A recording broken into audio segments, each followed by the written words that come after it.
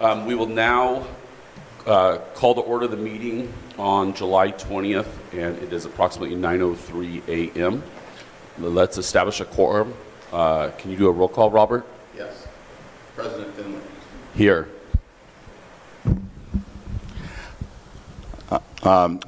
Mark Paxson. Here. Yesenia Anderson. Here.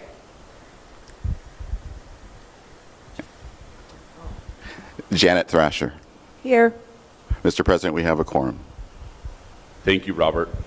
In closed session yesterday, the board met in closed session and appointed a new executive officer. The formal announcement will be made upon the director's approval for the appointment. So just wanted to let everyone know that. And let's move to agenda item number 10 now. Review and possible approval of the minutes for the March 23rd, 2022 and April 28th, 2022 meetings. I want to ask the board if there's anything you guys would like to discuss on those minutes. Can I ask the board for a motion? Motion to approve. Can I get a second? I'll second. Mark will second. Public, any comments on the motion? Hearing none. It has been moved and seconded to approve the March 23rd, 2022 and April 28th, 2022 board meeting minutes. Can I ask Robert for a roll call vote on those? Yes. Yes. President Finley. Yes. Yesenia Anderson. Yes. Mark Paxson. Yes. Janet Thrasher. Yes. Thank you. So the motion has carried. Discussion and possible action on appointment of the Structural Pest Control Board 2023 Sunset Review Committee. I'm going to turn over to you, Robert, to explain the sunset process and possible appointment of committee members to participate in the process. Thank you. So the sunset process is one where boards such as ours and bureaus every 3 to 4 years, 2 years, sometimes 2 years, but typically 4 years, report to the legislature on their performance. And it's a very critical component insofar as every board is concerned about demonstrating that they are meeting the legislative mandates contemplated for their particular operations.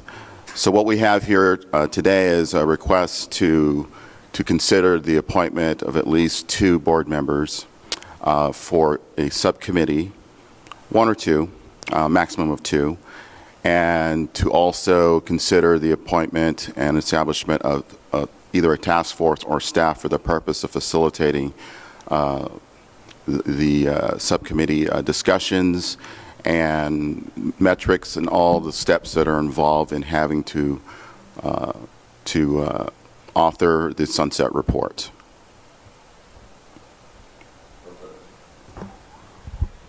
Great. Is that something that we want to assign 2 board members to right now, or just we understand the process now so we can move forward? Yes, in talking to the directorate, one of the recommendations was to have at least 2 board members participate as part of that sunset committee. Okay. Do I have, is there another board member that would like to be on that with myself doing the sunset review? Can I ask, how long does this committee task force, how long does the work take, and how much work do you think it requires of the board members who are We'll try to keep the committees fairly simple. I'm hoping maybe no more than 2 meetings, because we will have to have a final draft of that sunset report ready by our October board meeting. And we will have to submit the final document. Sabina, is it November 1st or December 1st of this year? I know they keep changing the dates, but I think we have to get it by November to the department and then to the legislature and the state library, both the Assembly and the Senate by December 1. Right, and I'd suggest not more than 2 members on the committee, so you can also do a lot of informal work via email, so that you don't actually have to have a meeting like that, a formal meeting. You can do a lot of the work back and forth by email, drafting the documents, stuff like that. So it will be a lot. I don't think it'll be very time-consuming in that coming to a meeting together. It might be some phone calls and some emails. Staff will undertake much of the work, and we'll be just seeking out input and guidance and feedback from the board members, giving each board member an opportunity to interject and to share their points of view with regard to each of the topics. Right, and the board will see the whole report, and we'll have to approve the whole report and the responses, so. And historically, just to put things into perspective, the report can be anywhere from 100 to 400 pages in length, just to give you an idea. I would imagine it's about an 80-hour process, roughly, with staff. And then I contemplate board members having no more than maybe 2 meetings. I would say maybe 4 to 8 hours tops in each meeting.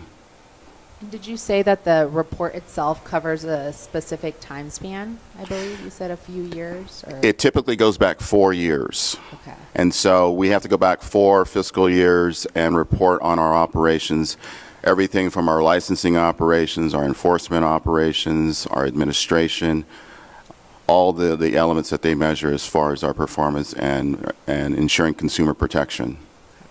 So understanding that most of us haven't been here that long, do you think our feedback would be more along the lines of ensuring that it's presented correctly, or just kind of overarching feedback, or just trying to understand like how we would provide value? I think so, and you have your experts who are the staff, and they're going to be doing the substantive work like that. It's great to have outside eyes, like especially people who are new to the board, who might ask some really good questions. You know, like, and especially think about this report being read by people who are not, you know, employed by the board. So you really want to make sure it's readable and understandable by someone outside of the department and outside of the board, so that the information is clear.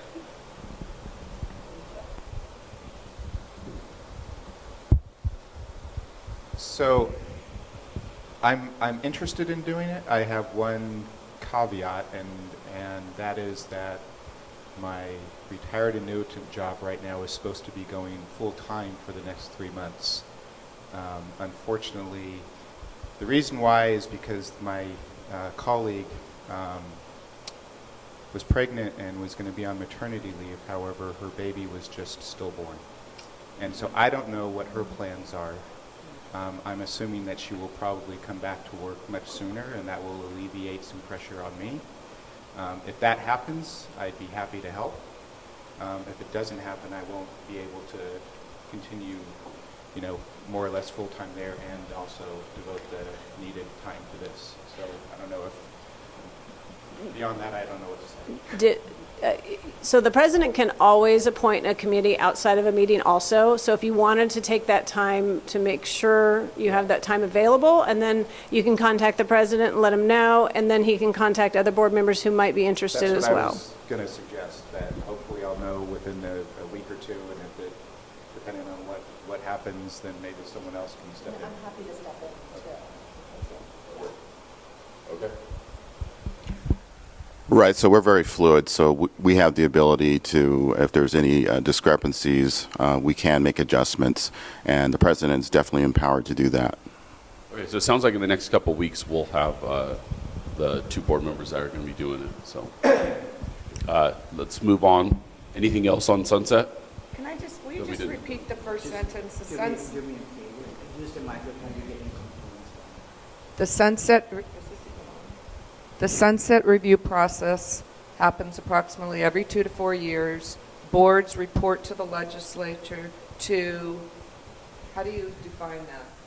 So we report to the legislature before the Sunset Committee, and they will ask us a number of questions. We provide them the report. There's another summarized document that they provide us, and we respond. We answer their questions, and then it's prepared by the consultants for the Sunset Committee, and then they will ask us some structured questions with regard to our operations, so we know ahead of time And we respond to all those questions. And ultimately, what they will do is they'll critique our performance. If they find that there's areas where there's potential deficiencies, they'll make recommendations for corrections. If they find that we are doing very well in a particular area, they will also make that very well known. And so it's a process by which they evaluate and they assess all the critical performance and critical paths that the board has taken throughout that 4-year period. And in the end, they make a final decision on whether or not the board should continue its existence. I understand that last part, that's the ultimate decision, but are we reporting on things like our budget and just work that we've done during the past 4 years, things that we've accomplished? Correct. Okay, thank you. Thank you for further explaining that. So we will have that committee in the next couple weeks then. So let's move on to the executive officer's report, and I'll turn that over to Robert to present the executive officer report. As soon as I know, you guys will know. And we have Yesenia as well that will fill in. So perfect. Okay, Robert, the executive officer report, please. Thank you. Okay, before you, you have the executive officer report and a number of attachments. The first item is with regard to examination development. And what I've done is I provided a copy of a sample of our outreach to the industry, and this is concerning our applicators. And so this is what the document looks like. And this is for our occupational analysis. And we have been able to receive responses from our licensing population, and the occupational analysis workshop will be taking place July 29th. Real quickly, what kind of response did we get? We sent out to, we have So a we dozen did. people that responded that are coming? We did an email blast at 3,800 plus licensees, and we received approximately 12 responses. Right, and that's typical, it's particularly for that short period of time, because I believe we sent it out about 3 weeks ago. And so I think the response was great, and we have the full complement of subject matter experts to provide the necessary input and information that our Office of Professional Examination needs to conduct the occupational analysis. So that will be taking place on the 29th.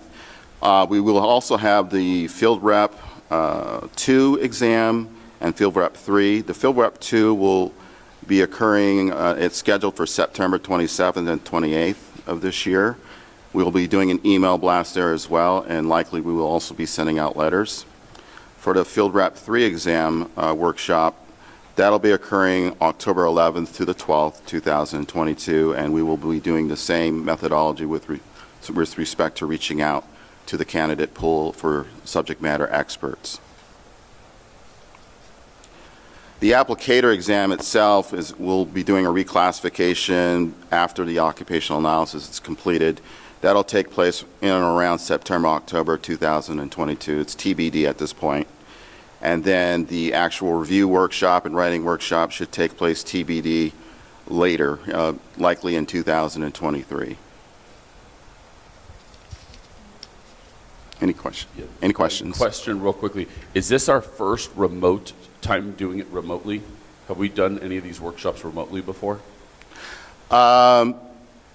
The OA, they recommended, given that there's no exam security issues, that we could do that remotely, but the workshops themselves will be done face-to-face.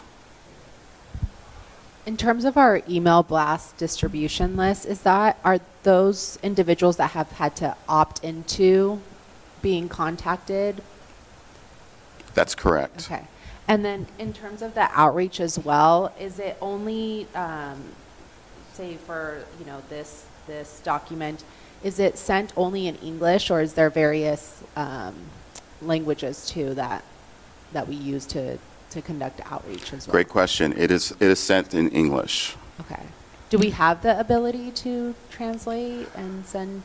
I think we can do that. I know that in statute, our examinations are to be in English. So I think we're just paralleling that information when we disseminate and reach out to our licensing population to provide that information in English as well. But definitely believe that that is something we can do down the road, Okay. perhaps sooner than later. Okay. Thank you.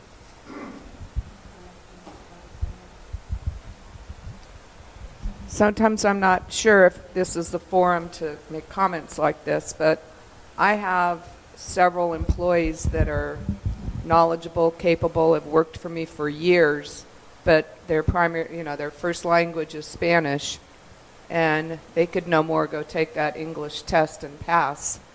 But I feel like they're held back, and in the state of California, I think we have probably as many Spanish-speaking people. So I think the board should consider, giving that opportunity for people to take the test in Spanish as well.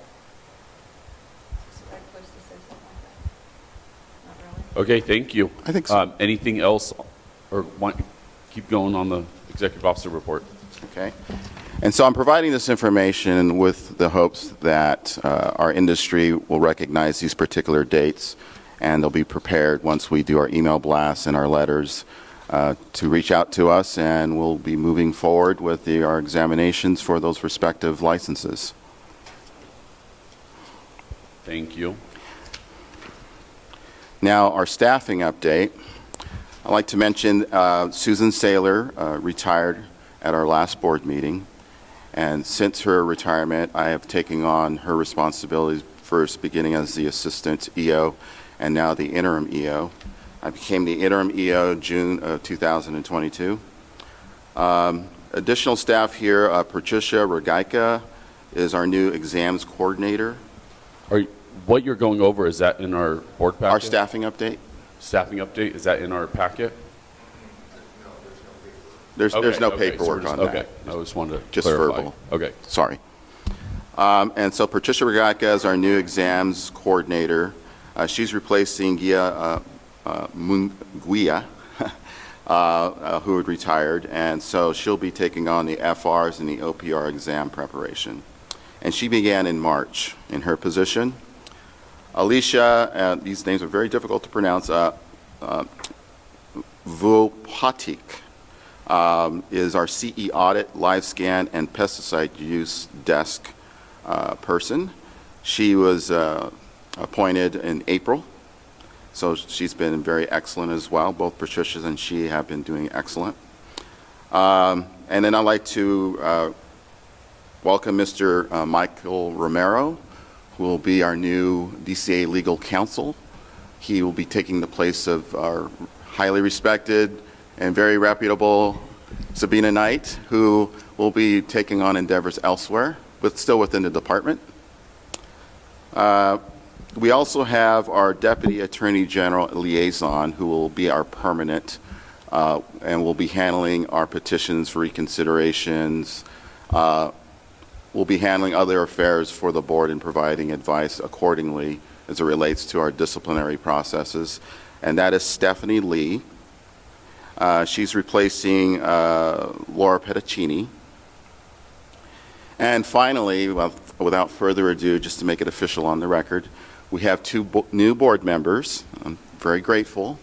And that is Mr. Mark Paxson and Ms. Yesenia Anderson.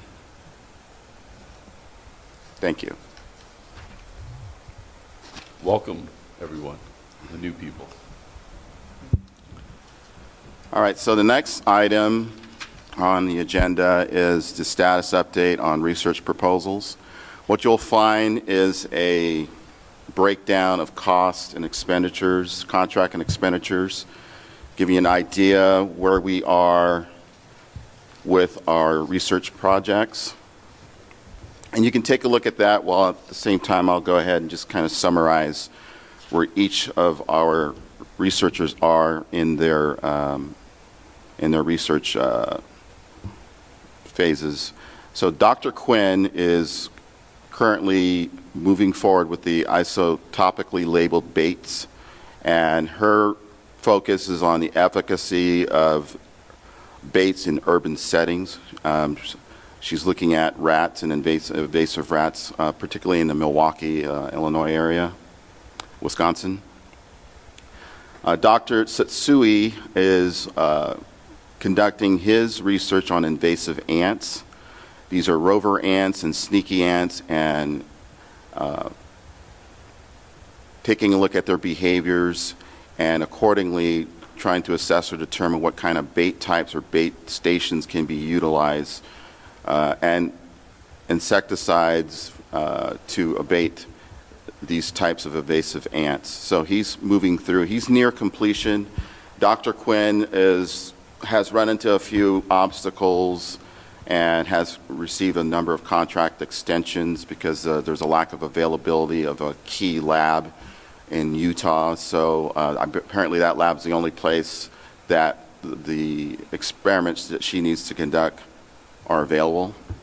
So, but she will be moving forward. And then finally, Dr. Sutherland is conducting research concerning subterranean termite bait stations, I believe 3 types. And again, it's about bait station efficacy. He is also nearing completion. Each of these doctors have provided a summary of where they are in their research. Hopefully that's self-explanatory. We're very pleased that they're moving along as they are, and we're hoping by October that our last 2, Satsui and Mr. Sutherland, will be presenting at the next board meeting, we're hoping. Any questions? Just on these research, they all started in 2018. Is that something that once, none of us board members are here in 2018, is that something that once every 5 years, once every 6 years? Is it something that's coming up of these ones are all going to end and we have a budget that's going to go towards new research? Yes, it's situational. We take a look at our budget and where we are in our research right now. With current year, we're at $715,000. We have $369,000, as you can see, that are encumbered, had not been expended.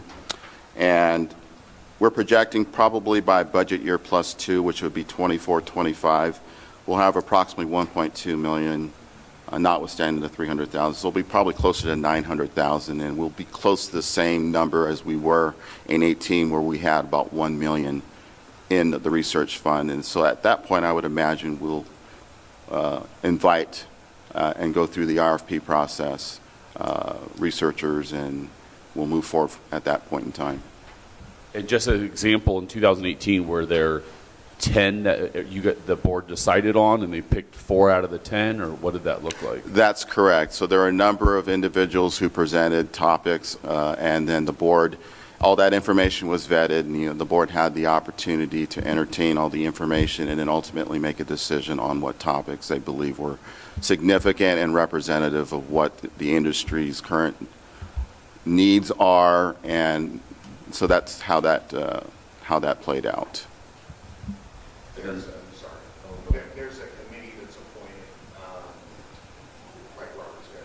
They select. David, you want that on the air? He's saying there's a committee appointed to go over the research, all the research Correct. proposals, and then they make decide. Initial selections and bring it before the full board to be approved. I'm sorry, Cesar. And as far as the budget, the monetary budget, the $1 million you were talking about, that's something that's been decided ahead. Like, how are we saving up for that? How are we budgeting for So that comes from the pesticide use stamps, the $6 fee. $2 of that fee goes to the research fund. So every time a stamp is purchased, $2 are allocated to the research fund, and it accrues. Looking at all this research on paper, I thought maybe I could offer making it a little real with Dr. Andrew Sutherland. We were part of his, and it is still a little ongoing if the customer wants to pay for it now, but we recognized or defined 3 different houses. They're all in San Jose that had serious subterranean termite activity issues. And Andrew and his team, along with, my inspector and licensed applicator, met at the property, installed these bait stations. And then once a quarter, we go to these 3 or 4 houses. And one of my employees actually documented a lot of it, and it's on my website. But it's very interesting. And anyone that understands, the future of pest control, we're trying to find ways to not always be applying chemicals. Baiting is a way of the future. So I support these studies. Thank you.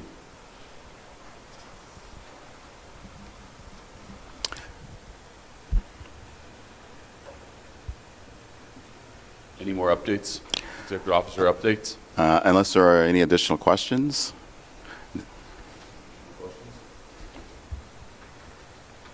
Okay, thank you. Regulations update, agenda item 13. I'm going to turn that over to Dave for a verbal update. Thank you. Am I good, Caesar? Okay. So 1970.44142.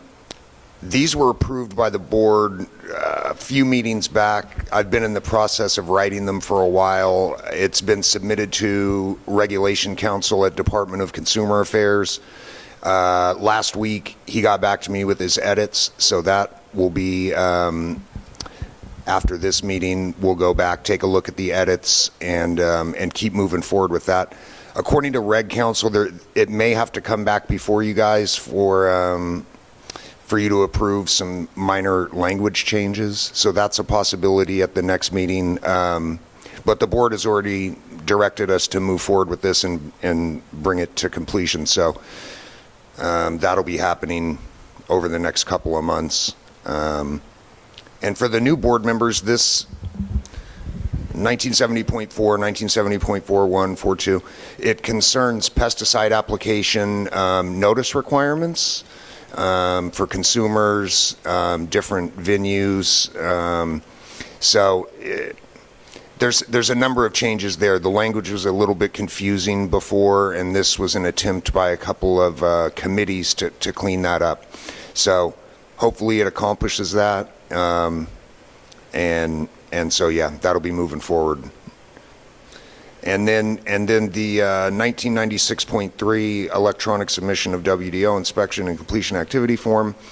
We were directed to bring this to completion too. We've worked with Reg Council, but it's on hold until our new IT system is in place.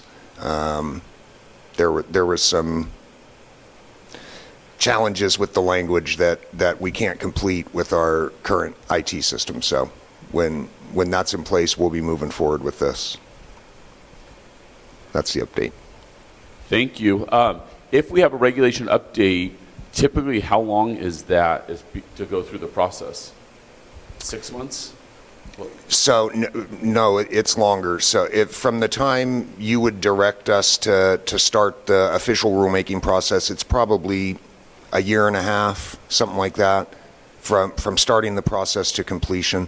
So we have, in addition to our in-house counsel here, we have regulatory counsel at Department of Consumer Affairs, and they're involved in the process now from beginning to end. So it goes through them, and then it will go for initial public notice, and there's a comment period, and if there's adverse comments received, then we consider those, and the board approves our responses. If there's not, it will then go into like final rulemaking process, which takes a little bit too. So probably that doesn't include the development of the language or anything. From the time you guys authorize us or direct us to enact any particular language, I'd say about a year and a half. Okay, thank you. Yeah, I just wanted to understand that. So both of these are permanent rulemakings, not emergency rulemakings? Correct. So on the first one, the board approved the permanent rulemaking process? Is that? Yes. So I think it was last March they directed us to begin the rulemaking process and, enact it. And what kind of authority does the board delegate to the registrar or staff to make changes or do all the things necessary to go through that process? Yeah, the board, the board will direct staff to make the regulatory change. So we would never do that on our own. But yeah, go ahead, Sabine.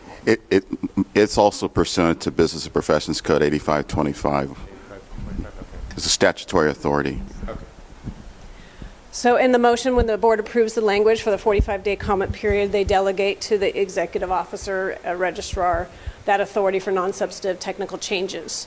Okay, so the changes that the DCA regulation attorney are potentially substantive, and that's why it might have to come back to us. That's correct. Okay, I just want to confirm because we have these issues frequently. Yes, like I always say, you will always see the regs again. Very highly chance you're gonna get tired of seeing them. It'll probably come back, and then again, as you know, if we go out with modified text for 15-day, you'll see it again. And from my perspective, at least, I want to delegate to staff as much authority as we can so that we don't have to keep seeing things coming back for minor things or things that really don't need to. So I'm fully in support of delegating to staff the authority they need to make it happen. Right, and we have that, as you are probably aware, a paragraph-sized motion for regulatory language that delegates all of that, following the procedures and policies in place. Thank you. Any other questions on regulations update? No? Move on. Agenda item 14, legislative update. Turn over to Sabina and Robert. Sabina or Robert for legislative update. Would you want to trade back and forth? No, I'm fine. I can go ahead and present here.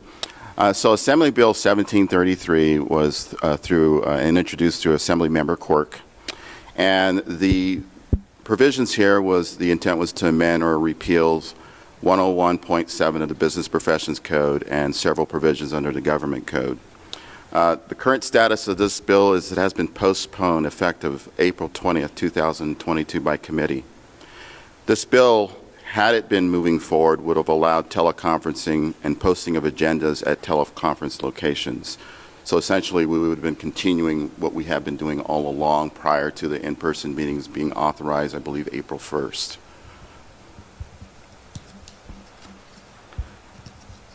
The next item is Assembly Bill 2452. I'm going to get there in a moment.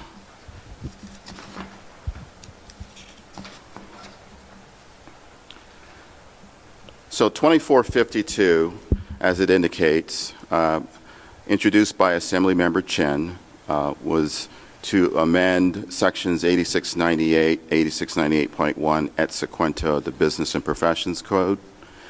As of 6/6/22, it is being re-referred to the Committee on Appropriations. A little history behind this legislation. Established in 1993, this was a 2-year pilot in Los Angeles. And the purpose was to help ensure safety of fumigation operators and their respective customers and the general public. The program sought to ensure proper handling and use of chemicals and safety equipment. It subsequently grew to include not just Los Angeles, but then included Santa Clara County as well as San Diego County, and Orange County.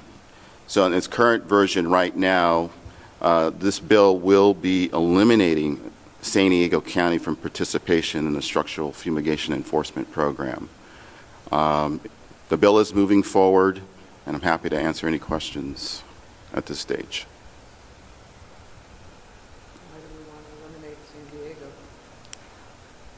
Why do we want to eliminate San Diego? Is what Thrasher is asking. So, Department of Pesticide Regulation, it occurred beyond us. These were decisions that were made beyond us. The Structural Fumigation Enforcement Program is it's its own act, if you will, but it's contained within our Structural Pest Control Act book itself. But it is a different committee that decided ultimately that, in this case, San Diego just did not want to participate any longer. I don't know any of the specifics as to why. And there's no indication in the bill analysis. I took the liberty of reviewing the bill analysis to assess why they are not wanting to move forward, but unfortunately that information was not clarified. Is it still alive? Is the bill still alive? If it was re-referred to Senate Appropriations, and did it get off the suspense file? Or? That's our understanding, that it's still alive. The only difference between this bill and the next bill I'll talk about is that it was also referred to Committee on Appropriations, but it was placed on the consent calendar, and I'll talk more about that. Okay, thank you. So we're talking about the ag inspections that are done that San Diego is going to be no longer involved with. I'm just going to remind everybody that yesterday those ag inspections were something that was important when we were talking to one of the individuals. So I'm not sure why that would happen, but I'm sure I could find out more too. So thank you. I just wanted to, well, go ahead.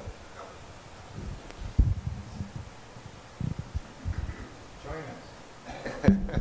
The board has not previously taken a position on this bill either, so if that's something that you wanted to do today, would be a good time to do that.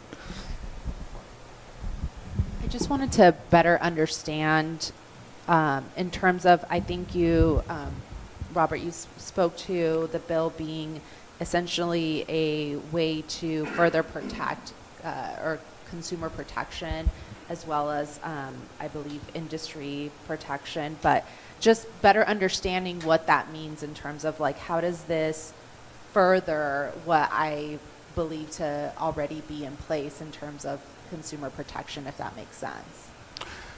So I speak just in general that I wasn't around in 1993, but from what I can extract from the information was that, and current information is that there are illnesses and injury that were occurring at a level probably that was unacceptable.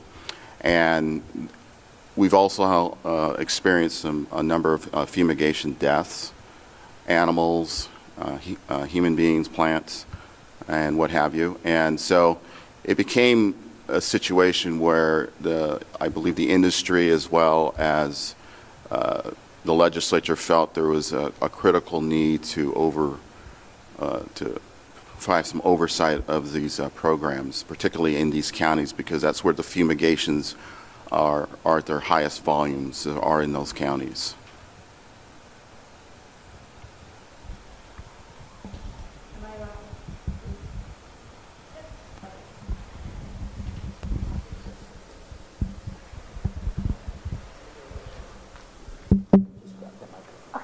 Thank you. Erin Zavala with Los Angeles County Ag Commissioner's Office. So I can speak to this program since we were the pilot county for the program and we do the most amount of fumigations and inspections. So the reason that it got started was because, yes, there were so many issues with fumigations that were occurring. Gas wasn't actually being injected into the homes.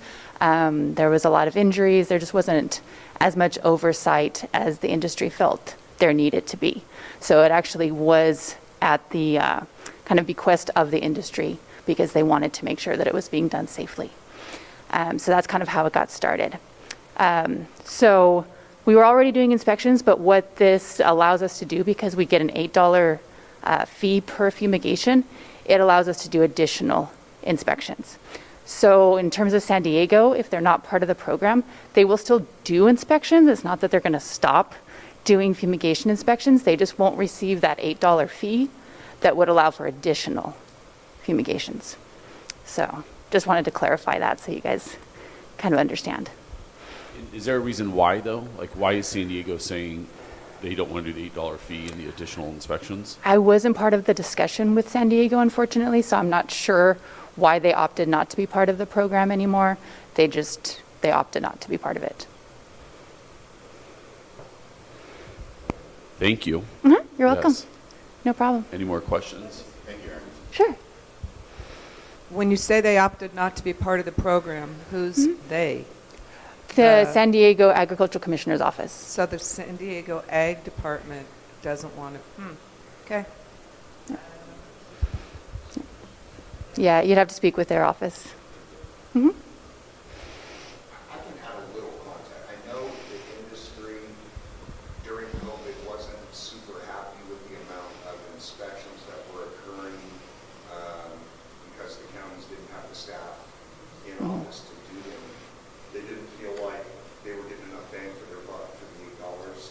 some of the counties wanted out. I think they came to an agreement, but it sounds like San Diego just wants out. That's all. That's what I know about that. So. Thank you. Any other? Okay. Thank you so much. You're welcome. Thank you, Aaron. We have another AB bill.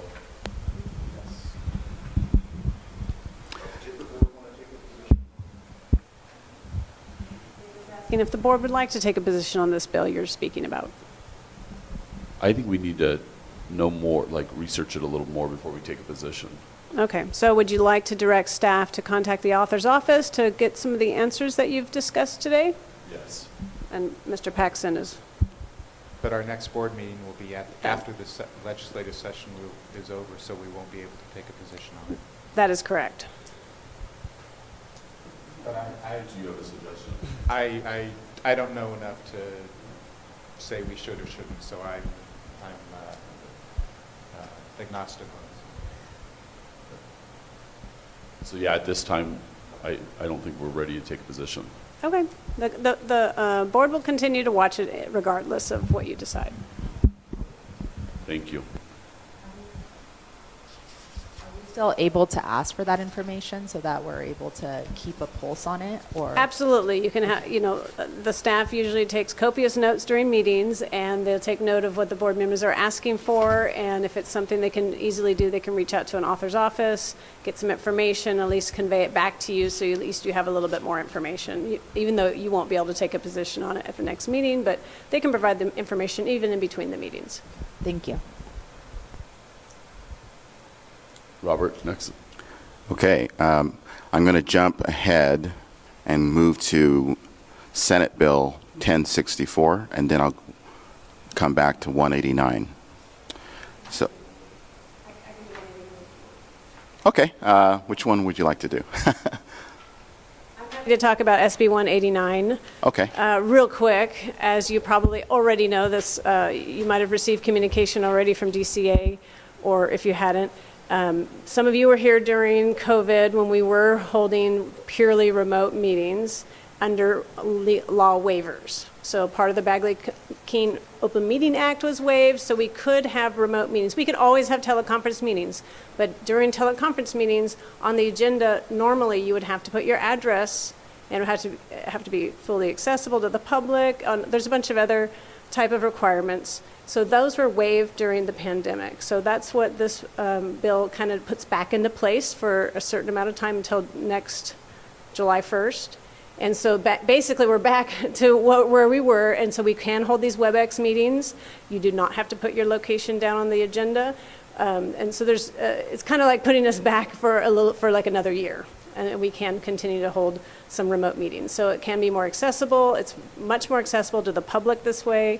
We saw high public participation during the pandemic because we were holding WebEx meetings. Many people can access our meetings online. They can be in their car, they can be on their phone. We got a lot of great public participation during that time. So that's also an added benefit. Thank you. Any questions? Yeah, we had one meeting in March that wasn't under that we had to post of where we're going to be and accessible, and I know we had to even switch the meeting a couple dates because one of the board members had to find a public place and stuff, so I'm glad that we were able to pass that. So just to be clear, is the plan for the board to have teleconference meetings during this year based on this authority? I would assume so, but I can't speak for that. We can also have hybrid meetings. Like, for example, maybe the Sacramento people want to come to a spot together, and so we have a physical location and a online internet presence. And, everybody who's out of town, it saves a lot. It saves for the environment, just like the governor's been talking about, lessening our footprint, saves money, time. Okay, thank you. And the BMP Code 101.7 indicates in there that boards are required to have 2 board meetings minimum a year, one in the north and one in the south.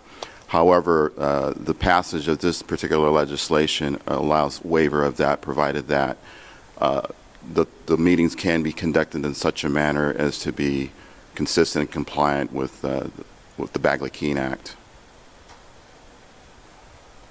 Okay, thank you. All right, Senate Bill 1064, introduced by Senator Newman.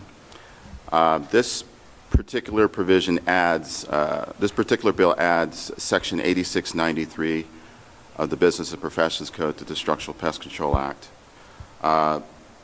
This is our workers' compensation legislation, and we patterned this legislation from information that we were able to draw from the Contractor State License Board. And what spurred this legislation was a recent death of a licensee, and we recognize that there's a deficit in the industry in this regard, and so we moved forward with this legislation. The current standing right now is, as of June 22nd, 22, Senate vote was a 33-0 to move forward and to re-refer to Committee on Appropriations with a recommendation to place on the consent calendar. Basically, by placing on the consent calendar, they don't have any reason to believe there will be any controversy or challenges, and that the author does not have to move forward and make argument before the committees. The bill itself, the law, if the law is passed, which we have reasonably it will require a minimum of $500,000 workers' compensation policy for individuals who be employing. For individuals who will not be employing anyone, they can self-certify that they are not employing anyone under penalty of perjury, and then they can operate. For instance, a sole proprietor that doesn't have employees and just relies exclusively on subcontracting work to others would not be required to maintain workers' compensation coverage. Robert, on that recent death. On that recent death, that employer did not have workers' comp insurance is what, or it had lapsed, right? So long time overdue. Will the board be notified if someone's insurance lapses? Is that what our goal is? That's correct. Okay, thank you. And this is board-sponsored legislation? Yes. Okay.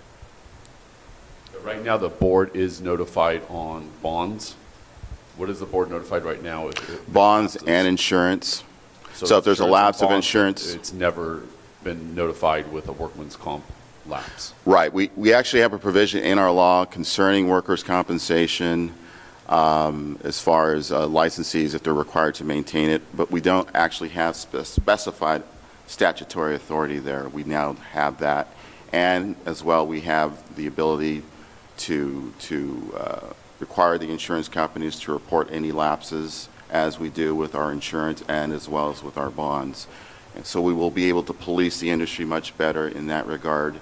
And of course, as an enforcement body, we also conduct random audits and inspections of offices to ensure that they are complying. So that will be added to our inspection review. And when will that be passed? Or has it already been? Well, if it's signed by the governor, it'll be chaptered, and then it'll be effective January 1st, we hope, of next year.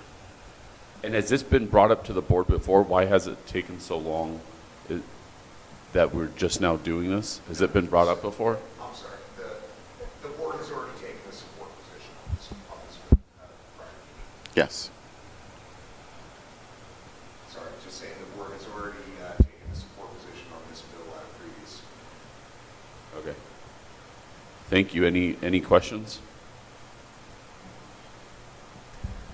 In terms of the 500,000, was that raised from a different number, or in terms of the coverage? That's the minimum. So for instance, on our commercial general liability insurance or errors and omissions, the minimum is 500,000. Many companies carry 2 million and above. Thank you. Okay. Any more updates with legislative? We are done? I believe that Legislative? that concludes the Okay. legislation review and report. So we will move on to agenda item 15, future agenda items. I first want to ask the board if you have any future agenda items that you'd like to see on the future agendas. Hearing none, public, is there any future agenda items you would like to see? None? Okay, let's move on to the board calendar.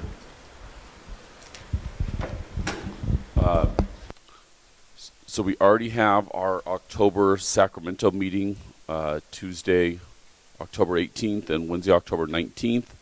Depending on how many cases we hear, sometimes we can have those in one-day meetings.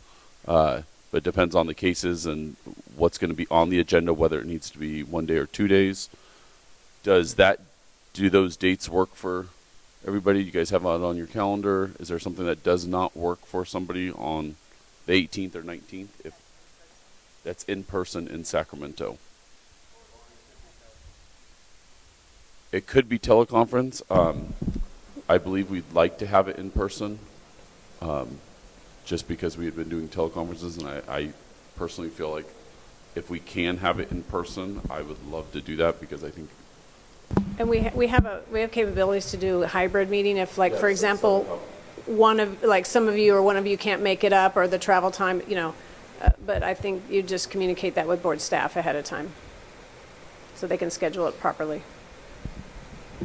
And our October meetings are our annual meeting, and that's where we will be voting for a new president and vice president. This also will be the meeting that includes all our policies and procedures and discussion, as well as our budget and our fund condition reports. And of course, we'll be talking about sunset as well. So there's going to be a number of topics that will be discussed at the October meeting. Should we plan on it being 2 days then, if we're going to be going over sunset? Block it off for 2 days. I would, just in case you have petitioners. That's the only thing that would take up a larger chunk of your time. Thank you. Those dates are fine with me, but I would encourage a hybrid meeting so that, as we've all learned, and I think someone acknowledged, when the teleconference and online accessibility is available, there is definitely more public involvement, and I would encourage that. So Absolutely. while we may meet in person, I think that should be made available. Absolutely, I agree. We have great public participation, a little bit more ease for those traveling from out of town, especially those, I know you have your own businesses, and you have to travel far, and you have to give up a lot to do these meetings. So, and we really encourage the public participation. Have you seen a hybrid meeting yet, as far as there's a screen? I have. And we have a moderator, and we have usually like a webcast guru like Cesar here, who helps run it in one of our hearing rooms. So. Great. Okay, so we've got that in October. March of next year, 2023, we've got March 8th and 9th again in Sacramento. And then we need to look at scheduling the July 2023 meeting. So the dates, March 8th and 9th. Is there anybody does that look accessible for? That again in March, it looks like it's going to be in Sacramento. I have a note on my calendar that says March 8th is a holiday. Does anybody check to see if there's a... I don't know. And it's not something I put on my calendar either. It says U.S. holiday on March 8th of 2022. That's usually at the end of March.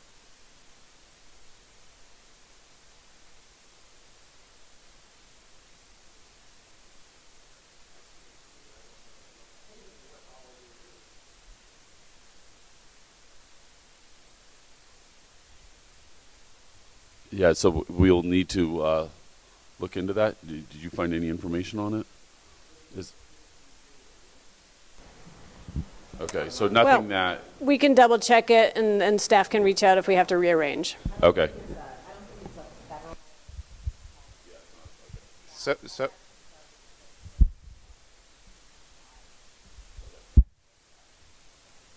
Oh, yeah, it's not actually a holiday. It's also, by the way, Be Nasty Day, National Proofreading Day. Yeah. Let me have the microphone back. Okay, July 2000. When typically is July the Southern California meeting? Is that when you guys?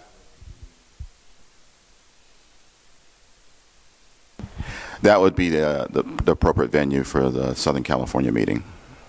Okay, so is there dates in July? Because that's the one that we need at this meeting. We need to look and schedule for July. So you guys want to look at your July and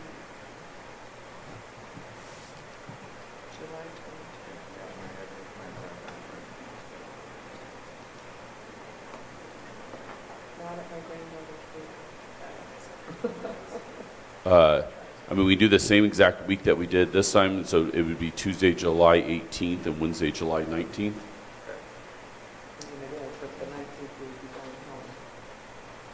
Yeah. So does that work, July 18th and 19th? Okay. Just keep in mind, if you don't end up with petitioners or a large agenda, it will be just one day. Yeah, Okay. just keep that in mind. Always block off a couple days, and it's easier to take away a day than add a day. Okay, so July 18th and 19th will be the Southern California meeting. And I think we're all saying we would like all meetings, if possible. That date still fall in the 170, no? To The be wa- a hybrid or no? That waiver is going to be beyond the date. Is that of a July unless, 1st cutoff? yes. Unless something happens between now and then, you can still have a WebEx hybrid option, but you would all be in the physical location. But we can't do it down here. No, I think That's, they don't- can't facilitate the hybrid meetings. It has to be headquarters 1 and 2. right, so it has to be in Sacramento to be a hybrid meeting right now. If this law ends up being something permanent, we are looking into other locations in Southern California where we can hold hybrid meetings, but because the law isn't permanent just yet, we're still exploring those options, but we can only do the hybrid meetings in Sacramento. Okay. So it would be an in-person, not hybrid. It would be like this. Yeah, okay. So I think we'll stick with those dates, July 18th and 19th, 2023 in Southern California.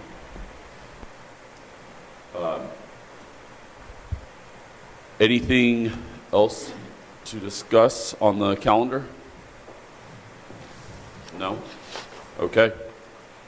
I adjourn the meeting. The meeting is adjourned. Thank you.